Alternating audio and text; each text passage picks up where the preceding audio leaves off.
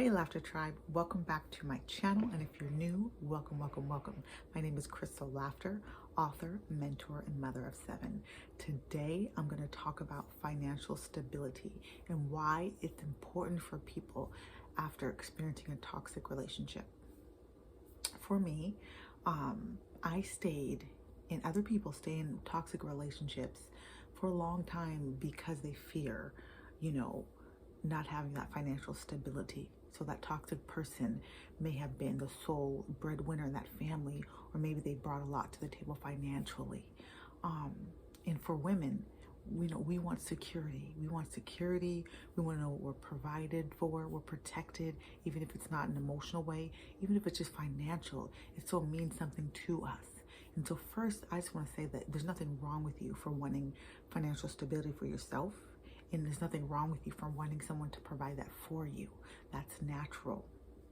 But we can get into trouble when we are looking, to someone for the thing which we can provide ourselves. Because if we're dealing with a toxic person will use that against you.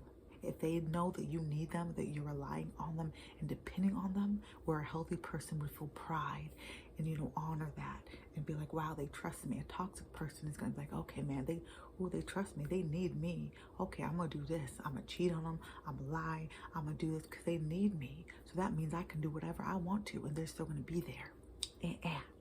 We're not doing that no more, queens. We're not doing that no more. I know for me personally, growing up, I didn't have the best example, and that's why I seen women, using men, so-called using men for if they had a good car, if they had a good job, if they had, if they seemed like they were financially stable, be with that person. But if you really think about it, that's kind of dumb, because just because they got a good car, it's not your car. If they got a nice house, it's not your house. If they got a good job, it's not your money. So unless you're married to that person, stop getting with people just because they look financially stable. Are they mentally stable? Are they mentally healthy? You know what I mean? That's way more important, because financial stability is something that can always be attained. But mental stability is much harder if that person is not already there. So the number one reason for you to be financially stable is just for you, yourself, your children, for your own confidence. What does that do to a person? When you're not able to provide for yourself, when you think that you have to do whatever it takes, for someone to take care of you, you feel used. Like prostitutes do that. You don't want to feel like, okay, I got to do this so they can buy me some lunch, or I got to do this so they can take me out, or I got to do this so this person stays and pays my rent. No, you are a queen, and you lift your head up, and you go get yourself a job. You go do what you need to do to take care of you and your children, and stop.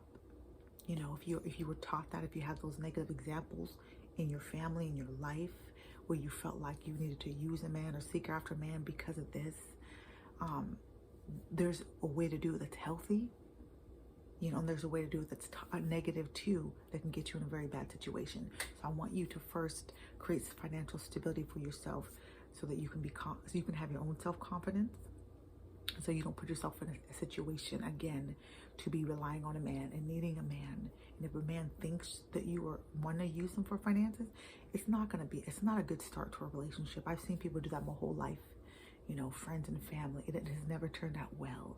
It has always been bad. So let's stop doing that. And another reason, for your now, and also for your future, how are you thinking about the future? You don't want to get old and realize you don't have nothing saved, you don't have nothing invested, that you have to rely on the government to take care of you, that you got to rely on your children to take care of you, or, and you're just out here by yourself. You don't want to do that. So think about that now while you can. No matter how old you are, it's never too late to start doing that. And it starts with getting a budget. So do you have a budget?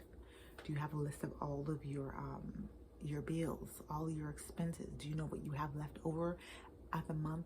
Or do you know if you're in the negative at the month? You should never be in the negative. And once you get that budget, you'll able to do the next thing, which is to have a savings. And I call this an emergency fund. And so emergency fund is something that you have saved up for an emergency. And depending on, who you hear, who you listen to, you will come up with your own amount. But what I say, it is personal. It's not, you might listen to Dave Ramsey. He may say $1,000 or this person. To me, I'm not saving a little $1,000. That's ridiculous. Okay, my car breakdown, that can cost way more than $1,000. Emergency happen, that could be way more than $1,000. So you may not even have that. But do what you can do.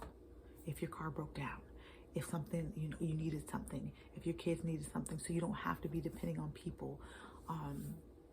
Because you could come from a family where you have just toxic people in your family, or people who just don't have money. And no one wants to feel in that position where they need somebody. We all need people, but if you've never had healthy people that you can trust, it's not even safe for you to ask for that, because you know that someone's gonna make you feel guilty about it. They're gonna throw it in your face, and it's just not gonna be a safe thing. And that's my experience. But I've never been the person. I've always been a saver, so I've never been like a borrowing kind of person. I'm like, nope, no thank you. Seen other people do it. That's not me. I'm gonna take care of me and make sure I have what I need. So yeah, so emergency fund. So typically emergency fund would be 6 months of expenses of all your bills for the month. You'd save that up at a bank account and have that saved for when you have an emergency. So I advise you do that. If you can do more, I would say do more. Do a whole year or even more if you need to, depending on how much money that you would need in the situation, because especially with the crisis going on in the world today, you never know. So it's better to have too much than not enough, okay? So next I would say, like, invest for the future. Or do you have a 401k? Are you investing in a brokerage account? If you don't know about those things, Google them, a Roth IRA. And this is investing into the stock market, because you can save, but all you're gonna have saved is what you save. But when you learn to invest in the stock market, you're gonna have more, and that money will eventually double and triple the longer you leave it in there. So I advise you to do that as well. And also create extra income. The way I do this is through books, Amazon. I love writing. About my life, helping other women. I love writing storybooks for children. I just finished my first it's a coloring book for adult, teens, and children. So please support me and go ahead and do that, because it takes a lot of work, and it's really me stepping out on faith and trusting God that, hey, I left that toxic relationship. Let me go and do what I need to do to provide for me and my family. And it's really that confidence and that believing in yourself. The first pillar of self-love, which I talk about in my new book, Love Yourself Again, is self-confidence, and really just trusting in yourself and your own abilities. And that's the situation I'm in right now. Just learn how to trust in myself, knowing that what I have is good enough. My talents are good enough. I'm good enough. And if I just keep going, keep pushing, don't give up, that's going to be successful. And I've seen so much success with the Love Yourself First, the Love Yourself series, and my other books are starting to be successful as well. And so if you can go and support your girl, go ahead and get that book, buy some other books, get my coloring book. And I'm going to be releasing some more Christmas books for the holiday season. And I'm super excited about that.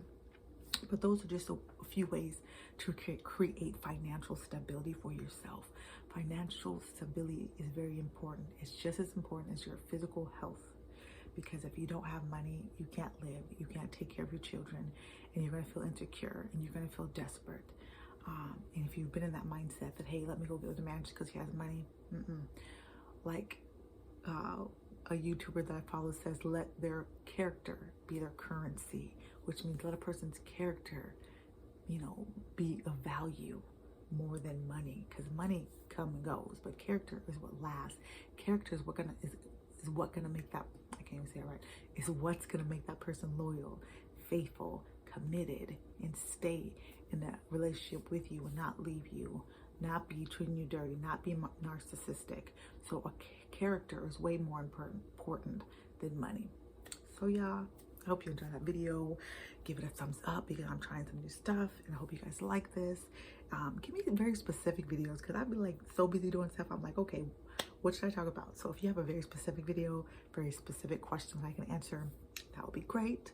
But go ahead and like and share this video, and look down at the link. You can join my academy, Crystal Laughter Academy. I have After Toxic, Self-Love 101, and I'm going to be coming out with a 24-hour author very soon for you guys who want to become authors.